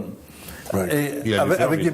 donc, avec des méthodes c'est pourquoi les sondages, c'est une chose. Mais bon, il y a un rendez-vous bientôt à la Bastille le 18 mars de Mélenchon, qui sera une levée en masse des insoumis. Bon, ça permet d'aller au plus profond des citoyens français et de sentir le pouls. Et c'est comme ça qu'il a bâti son programme. Ce ne sont pas des technocrates sortis de Bercy, comme ceux qui sont autour de Macron, qui ont sorti un programme d'ailleurs d'austérité pour rentrer dans les 3% du PIB, pour faire 60 milliards d'économies budgétaires. La question, c'est la campagne de Mélenchon. Oui. Technique. Alors, ce que je voulais Alors, dire. quelques petits chiffres quand même. Oui. C'est intéressant parce que, alors, tu as raison sur le dynamisme dans les réseaux sociaux. Alors, Mediapart fait un petit classement de ceux qui sont suivis par le plus de ce qu'on appelle des followers, des gens qui lisent les messages et qui sont abonnés. Le numéro 1, c'est Marine Le Pen. J'espère qu'on ne va pas vous mettre dans la même case. Le numéro 2, c'est Jean-Luc Mélenchon. Et le numéro 3, c'est Marion Maréchal Le Pen. Donc, vous êtes encadré par les deux Le Pen. Ça s'appelle un beau podium, là. Les trois premiers, c'est ça. Alors, les deux autres font exactement ce que fait Mélenchon. Elles sont extrêmement actives. Enfin, Sur ça. leur entourage Oui, est très bien sûr. Non, mais actif. parce que tu ne peux pas compter sur les médias. Non, mais Tu ne peux pas compter je prends un exemple. sur les médias. Je prends un exemple. Oui, Le rassemblement du Trocadéro, dimanche, oui. a lieu et on interroge les autres partis politiques. Quelle est votre réaction? On interroge tout le monde sauf Mélenchon. Et on peut prendre des exemples nombreux. C'est bizarre parce que dans France Entière, on avait une réaction de Mélenchon. Bon, en tout cas, je te Et parle. Il a pas vu la réaction de Mélenchon sort de l'AFP, donc ne me dis pas qu'on n'a pas interrogé Mélenchon. En tout cas, elle n'a pas été médiatisée sur BFM TV, LCI Ah, mais il n'y a pas que et France 2. Il n'y a pas que cela. Et France 2, je parle des TF1, grands. les blocs. Parce que tu sais que il y a une statistique qu'il faut avoir en tête. 7 électeurs, 7 citoyens sur 10 a comme seule source d'information la télé. Et les autres, ici en Martinique, c'est France Antilles. Sinon, tu n'existes pas. Donc quand tu ne passes pas dans ces médias, en fait, tu subis une censure. Tu nous as situé où, en fait? À Zone TV, on est où? Alors, ce que je voulais dire, Mélenchon fait quand même 5 heures d'antenne, par exemple, sur YouTube. Pour présenter ce programme. Alors, moi, la question que je me pose, c'est comment le CSA va décompter tout ça? YouTube, peut pas. c'est à part. YouTube, c'est à part. Il fait ça comment? Simplement, il y aura une surveillance sur la diffamation. Ça ne peut pas être comptabilisé. La comptabilité, c'est sur les médias officiels. Médias dits officiels. qui sont- Sauf si la loi change. Officiel, Il n'y aura pas de loi qui va dire changer, Michel. officiel. Aucune loi ne peut changer parce que l'Assemblée était en congé. Terminé. Ouais, Officiel, ouais, tout à fait. là, ouais, officiel, On vote ça veut plus. dire. Officiel, c'est TF1, c'est France 2, c'est France 3. Parce qu'il m'a posé la question. Ouais. Officiel, je répondais à ta place puisque tu alpaguais le petit jeune à côté de moi. Officiel, c'est autorisé Ouais. pour les médias audiovisuels, autorisé par le CSA. Autorisé Une par le licence de CSA, oui. diffusion. Et puis, pour la presse, c'est le. La presse écrite C'est- n'entre pas dans La presse écrite est dans une liberté pas- totale. elle n'existe pas. Le CSA ne contrôle que les médias Les médias, audiovisuels. télé, c'est-à-dire radio. Télé et radio. Voilà. C'est bien ce qui me C'est semble. parce que le CSA, La précision. vraiment, est dans la logique de ce que je viens d'expliquer. C'est tout. Les citoyens font leur opinion et qui fait l'opinion des grands médias, on a calculé, il y a à peu près une trentaine de personnes en France qui monopolisent l'opinion publique en France. Ouais, ceci étant, je crois que ces médias officiels, d'accord, de toute l'histoire des médias, pas en France seulement, mais partout dans le monde, ces médias officiels n'ont jamais fait quelqu'un gagner une élection. Simplement, elles peuvent contribuer à faire perdre. Mais gagner, non. De la preuve, avec Fillon, ils ont tiré à boulet rouge sur Fillon et ils ont provoqué Il risque de faire Fillon gagner, tu veux dire? une contre-réaction. Il y a, Contre-réaction oui, contraire. il y a la contre-réaction contraire. Oui, c'est que- mais au profit de qui? Non. Au profit de Marine Le Pen. Attends, Michel, alors, ça c'est ta lecture, mais je dis Au là-dessus. profit de Marine Le Pen. Tu vas un peu trop vite. Dans la mesure où, quand on regarde un petit peu la position, sur les derniers sondages, notamment ceux qui sont sortis hier, quand on regarde la position de Fillon, c'est que de la première, il a chuté, d'accord. Il a par contre resserré les rangs de la droite la plus dure, de la droite radicale, qui s'est rassemblée autour de lui, chrétienne et autres, qui s'est rassemblée autour de lui. Donc ça veut dire que c'est un électorat qu'il a pompé aussi chez Marine Le Pen. C'est Marine Tout à Le Pen fait. aussi, Bon. oui. Il y a la droite extrême et il y a l'extrême droite. Le dernier sondage, il y a un dernier sondage sorti hier, c'était l'un des premiers, fait pour Le Monde, je crois, qui donnait Macron en tête. Mais Macron Devant en Marine Le tête. Pen. Devant Marine Le Pen. Mais si en tête, c'est devant Oui, Marine Le oui, Pen. bien hein, sûr. ça C'est arrive. mon étonnement. Ça arrive. C'est permets-moi d'être étonné quand même. Mais ça va, de l'école, non. Mais l'écart entre lui et Marine Le Pen est d'un point. Or, tous les sondages ont tout, ça affiche une marge d'erreur de 3 points. Le troisième, Fillon, qui il y a encore une semaine, dans la plupart des sondages qui étaient publiés, était à 18-19. Il est à 20. Par contre, les autres, Hamon, Mélenchon, c'est recule. pas plus haut que 13. Pas plus haut que 13. D'accord? En réalité, Fillon n'a pas encore perdu l'élection présidentielle. Un type qui, dans les sondages, est à 20%, pour moi, il n'a pas encore perdu les élections, il n'a pas encore perdu la capacité, la possibilité d'être qualifié pour le second tour. Rien n'est fait. Marine Le Pen, elle, première fois, elle baisse. Elle change de position. Elle perd. En intention, en réalité, ça bouge pas beaucoup, mais elle commence à perdre. Ce qui va se passer jusqu'au 18, parce que je vous signale que jusqu'au 18, on ne sait pas combien de candidats il y aura. Pour le moment, le CS, le Conseil constitutionnel, quand il publie sa liste de parrainage, il y a exactement plus de 27 candidats répertoriés. D'accord? Qui n'ont pas tous encore leur parrainage. Non, je dis, ils n'ont pas tous, mais il y a 27 candidats répertoriés. Il y en a 7 qui ont. Il y en a 7. Aujourd'hui, il y en a 7 qui ont dépassé, franchi la barre des 500. La barre des 500, D'accord? ouais. Voilà. Il y en a même un inconnu, à Célino, Oui. qui a plus de 500 parrainages. Ouais. Et lui, il a fait toute sa campagne depuis un an et demi sur les réseaux sociaux. Sur les réseaux sociaux aussi. Bon. Donc ça veut dire qu'on arrive à avoir Il est l'élection. proche des thèses de Marine Le Pen. Voilà. La différence, c'est que lui, il est un peu plus soft. Il n'est pas aussi virulent, il n'est pas aussi violent, il n'est pas dans le déni total. Il est tout aussi raciste. Hein. On peut l'emballer, mais il est tout aussi raciste. Non, il n'est pas dans le rejet de la République, des valeurs de la République. Total. Il n'est pas dans le total Mais il rejet. n'aime pas les Noirs. Il n'aime pas les Noirs. Non, mais Faut le dire. non, mais- Allons le dire, Non, parce mais que ça- c'est vrai. mais non, c'est mais- vrai. Non, mais Très- Madou, il est très- légèrement très- plus soft. Bon. Légèrement Alors, plus soft. laissons Gabriel poursuivre après toi. C'est la différence qu'il y avait entre Goebbels et Hitler. Voilà, à peu près. Je me peut-être un peu plus. On va dégaler aussi loin. Cela veut dire qu'on a une élection. En réalité, aujourd'hui, les sondages et les positions, rien n'est figé. Rien n'est figé. Comme les élections qu'on a connues aux États-Unis, c'était pas figé. La différence, c'est que où il ne faut pas perdre de vue qu'aux États-Unis, le mode d'élection n'est pas celui qu'indiquaient les sondages. La façon dont l'élection présidentielle se passe aux États-Unis ne pouvait pas être une espèce d'image de ce qui était possible, mais à partir des suffrages, et non à partir du vote, non du total, sauf des grands électeurs. Des grands électeurs. Des grands électeurs. Donc c'est ça. on est sur des choses différentes. Mais ça a rien à surpris. voir. La montée de Trump a surpris tout le monde. Ce que j'ai déjà interpellé tout le monde, c'est de voir que Trump, dès qu'il est entré en campagne dans la primaire républicaine, c'est qu'il n'a jamais décroché. Bon. Là, quand on regarde les sondages, qui décroche? Il y en a un qui a décroché, il semble reprendre son rang dans le wagon. Qui va décrocher à partir du 18? C'est ça. Ouais, suspense. Aujourd'hui, on constate malheureusement, pour eux, que le candidat gagnant la primaire de gauche, il n'est pas sur le podium. Il est loin du podium. Que le candidat de la France Insoumise, qui lui est présent pour la deuxième fois aux élections présidentielles, eh bien, il n'est toujours pas sur le podium non plus. Donc ça veut dire, est-ce qu'ils ont une chance, eux, de rattraper le podium? C'est la seule vraie question qui nous est comme observateurs.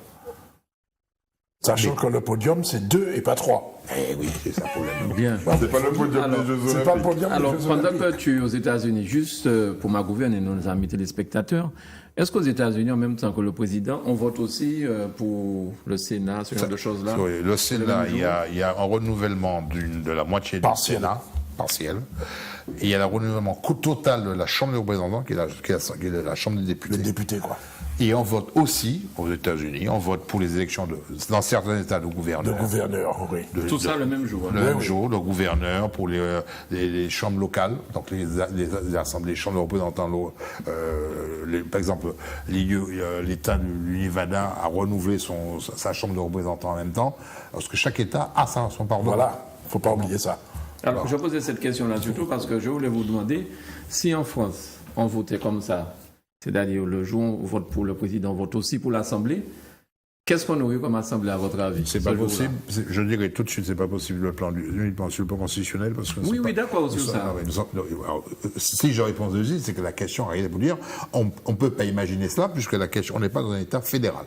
Je suis d'accord, Voilà. c'est pas possible. Non, mais ce que je voulais dire, comme on dit tout le temps, enfin, Si on faisait une projection. si on faisait une projection parce qu'on ne sait pas qui sera peut-être président, et comme vous dites si bien, celui qui sera peut-être président n'aura pas la possibilité de créer un gouvernement. Alors je me suis demandé... Non, il aura un gouvernement. Oui, mais bon. Non, Emmanuel, restons précis avec les mots. Oui, il aura un soyons gouvernement. précis. Il n'aura peut-être pas une majorité absolue avec son seul groupe. Voilà, Avec son seul voilà. groupe, voilà. Soyons précis. C'est différent. Soyons précis. Voilà. Donc je me suis demandé, tiens, si on votait le même jour pour le président de l'Assemblée nationale, qu'est-ce qui serait sorti de Ouais, ce truc-là? mais je préfère dire tout de suite, imaginons pas la question, parce que nous ne sommes pas dans un État fédéral.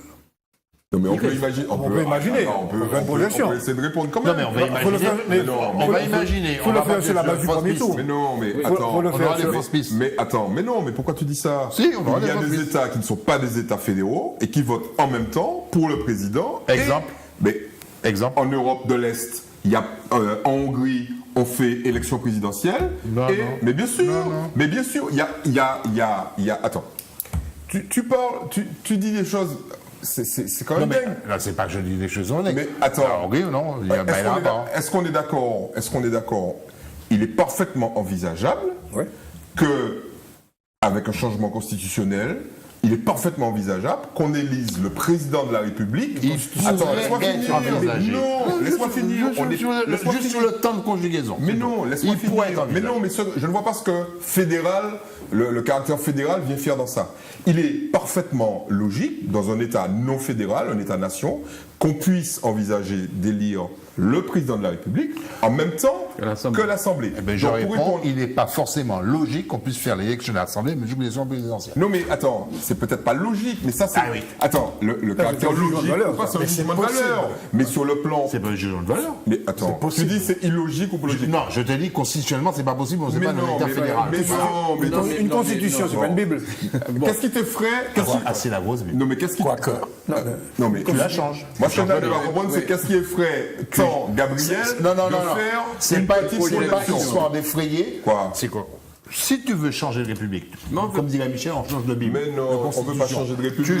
Non, on change de république. mais bon. On change la constitution. Faut pas Je couper les retire la gens. question. Alors, je retire la question, Attends. ça va Mais non, calmer mais tout non, le pas monde. du tout. Moi je suis contre le fait de retirer la question. Tu changes la, Il faut tu répondre. changes la constitution. Oui. Tu peux établir ce que tu veux. Mais on est d'accord qu'il aurait fallu Mais faire tout ça. quand Mais tu c'était pas établis- ça ma non, question. mais- Gabriel, Quand est-ce que tu tu établis- mais quand peux, tu est-ce que tu changes- peux laisser, Est-ce que tu peux laisser le leader de ce plateau Est-ce que poser des questions? fini m'a posé une question, m'a dit oui, une question. Ou dit, fais pas la Ceci peine étant- de poser des questions. Non, c'est- Ou oui, dit, tirer question. Tirer question, oui. Tirer question. Alors, c'est quoi? Alors, sous les questions, dans le cas où tu changes la Constitution, tu Mais changes non. la Constitution. Donc, tu changes tout l'équilibre des pouvoirs, oui. Mais non. D'accord. Ta question est fondée. Ta question est fondée. Ton micro n'est pas détaché. Ta question est fondée En bas. parce que justement, En bas. Quand on va être capable de... il y a eu un changement et ça c'est important. C'est pour ça que cette question est intéressante. Il y a eu un changement En 2002. fondamental Ouais. qui est le suivant, c'est que on a raccourci évidemment le mandat du président de la République, mais on a surtout ramené l'élection législative Après. juste après. Il n'y avait pas, ça n'existait pas. Ça n'existait pas. Il n'y avait pas de. C'est normal. Non mais Gabriel, laissez-moi aller plus loin parce que c'est mon racontez-nous. Non, mais t'es pas là, bien, c'est normal. Mais non, c'est pas normal. Il n'y avait pas, et personne n'était roulé par terre. Il n'y avait pas de concordance de temps entre l'élection du président de la République et l'élection du Parlement. À tel point que si il arrivait que le président était élu au moment, pendant le mandat du Parlement, il est arrivé que le président dise, regardez sous de ces messieurs, ok, et puis on refait les élections. C'est arrivé à Chirac. Donc, alors, attends, laisse-moi finir. Donc, si la majorité ne lui convenait pas, une majorité qui avait été élue avant son mandat, ce qui est arrivé, donc, là, les types ont réfléchi, ils se sont dit, comment se garantir de ne pas vivre constitutionnellement et institutionnellement une cohabitation. Eh bien, ils ont réfléchi, ils se sont dit, ben, ce qu'on va faire, comme le français est plutôt légitimiste, on fait l'élection présidentielle Et dans la foulée. et dans la foulée, comme ça, la fin du mandat du Parlement va coïncider à la fin du mandat du président de la Et République. ça a accentué le caractère de monarchie républicaine de cette 5e République. Enfin, entre autres, mais c'est pas ça, pas ça la question principale. pas faux. La question, mais il pose une question intéressante parce Non, que mais c'est vrai. non, mais tu as raison, mais c'est pas ça le cœur du truc. Le cœur du truc, c'est de dire, est-ce qu'on peut arriver malgré ça, et c'est ça qui est intéressant, est-ce qu'on peut arriver malgré ça à avoir une cohabitation? Et c'est ça qui est intéressant. Bien évidemment, il y a de fortes chances que si l'élection présidentielle a lieu en même temps que l'élection du Parlement, en cas de changement constitutionnel, si ça arrive, les chances de cohabitation sont intactes. Elles sont intactes, ok? Mais elles sont, malgré le déplacement, elles sont réelles cette fois-ci. Parce que, quel que soit le candidat, imaginons, hein, Marine Le Pen, c'est cohabitation obligatoire. Fillon, il y a de fortes chances compte tenu des tiraillements multiples et divers, mais bon, elle est moindre, mais il y a une petite chance. Macron, obligatoire. Pas même balai. Obligatoire. Donc, on est dans sans changer le mode d'élection et la date d'élection, et c'est en germe, c'est ce que apporte ta question, c'est de dire, est-ce qu'on est dans une certitude voulue par le changement qu'a apporté Jospin? Eh bien, pour une fois, on ne l'est plus. C'est très très court. Très court, parce que là, on a dépassé l'heure. Oui, parce que ça me fait penser, je m'excuse de me répéter, j'ai parlé de mon pessimisme tout à l'heure. Je suis quasi persuadé qu'on va se vers dirige une vers ça. cohabitation. Bien. Bon, alors Ok. je maintiens ce que j'ai dit. Ça n'est pas possible dans le cadre de la Constitution Actuelle. actuelle. On est d'accord. Parce que le Conseil constitutionnel, justement, quand la question s'est posée au moment où on a réduit le mandat présidentiel et qu'on s'est rendu compte qu'il y avait une concomitance entre la date d'élection, la fin du mandat présidentiel et la fin du mandat législatif, le Conseil constitutionnel a réglé les choses en disant il ne peut pas y avoir de collision entre ces deux élections, il faut qu'elles soient séparées. Si on veut que les élections se passent le même jour, législatives, présidentielles, il faut changer la Constitution, changer de Bible, comme dirait Michel. D'accord? Alors, quant à la problématique qui est venue s'élargir dessus sur la cohabitation, tout est possible. Simplement, c'est que je crois que une élection législative puis une élection présidentielle, en général, elle vient, jusqu'à présent, Légitimée. jusqu'à présent, elle vient confirmer l'élection présidentielle. Simplement, c'est que là, la majorité absolue qui appartenait à un seul groupe, jusqu'à maintenant, n'est pas garantie. Bien. Tout à fait. Oui, mais ben, enfin, monsieur, les merci. constitutions et les républiques peuvent être renversées et doivent être renversées. Le message révolutionnaire de Michel à la fin de merci. l'émission. Mais personne ne va nous le rencontrer. Hein. Ah bon, Merci. Personne ne va nous le rencontrer. Hein. Pour qu'on ne soit pas, oui. petite Vas-y, précision, vas-y. pour qu'on ne soit pas accusé d'avoir dit des bêtises, hein, et notamment moi, mais Michel a opiné, les personnes âgées de plus de 65 ans. Non, c'est 75 ans. 75. En France sont de manière systématique exonérés de la taxe foncière, Oui. et c'est parce que ils sont exonérés de la taxe foncière qu'ils sont exonérés de la taxe sur d'enlèvement des l'enlèvement des ordures, parce qu'elle est collée à la taxe foncière. Or, ici en Martinique, ça n'existe pas. Bien. mais ça n'existe pas légalement, bien ça n'est pas. Ça n'est pas appliqué. Ce n'est pas appliqué. Il faut préciser l'âge. 75. J'ai dit 75. Pas 65. hein, Ouais, ce 75. n'est pas appliqué parce que ça n'a pas été étendu aux DOM. Ah Oui, mais Ah bon, c'est pour d'accord. ça que j'ai dit les élus doivent faire leur travail. Voilà. Bon, ben là, Alors, la question, c'est pourquoi ça n'a pas été interdit aux hommes. Ah ben, tu sais, Y a pas il y a que ça, plein hein. de choses. Il n'y a pas que ça. Il y en a des tonnes. Non, mais, ça- d'accord. ça- Mais il y a. non, c'est pas une question d'élus. Non, il faut Les trouver élus la. peuvent C'est pas faire une question ce qu'ils d'élus. veulent. Il faut trouver la raison pour laquelle ce dispositif n'est pas étendu aux hommes. Il y en a des tonnes, Parce que hein. pour qu'il ne soit pas étendu aux hommes, il faut que le texte précise qu'il n'est pas étendu aux Oui, hommes. exact. Tout à fait. Attention. Non.